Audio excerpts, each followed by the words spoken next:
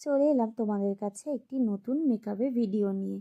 প্রথমে কিন্তু ক্লায়েন্ট আমাকে না করেছিল তার ছবি বা ভিডিও পোস্ট না করতে সোশ্যাল মিডিয়াতে।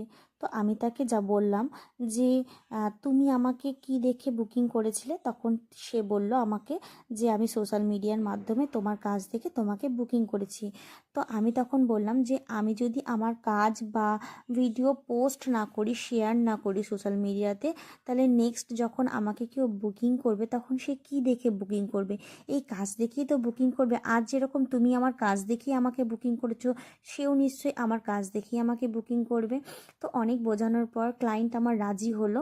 রাজি হওয়ার পর আমি এই ভিডিওটা পোস্ট করতে বাধ্য হলাম।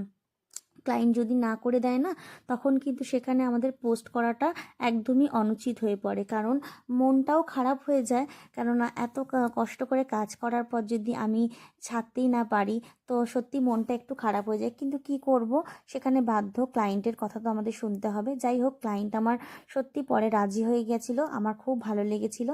দেখো, আমরা যদি কাজ করে যদি শেয়ার না করি, পরের কেউ বুকিং করতে তাদের প্রবলেম হবে। যাই হোক, অনেক বেশি কথা বলে ফেললাম।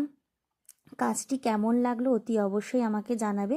এটি কোনো রকম এডিটিং ফটো নয়, এটি সম্পূর্ণটাই আমার মোবাইলের ক্যামেরার মাধ্যমেই ফটোগুলো শেয়ার করা হয়েছে। তোমাদের যদি আমার কাজ ভালো লেগে থাকে, যে কোনো অকেশনের জন্য তোমরা আমাকে বুকিং করতে পারো।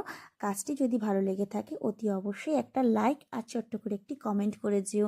সবাইকে অনেক অনেক ধন্যবাদ পুরো ভিডিওটা দেখার জন্য।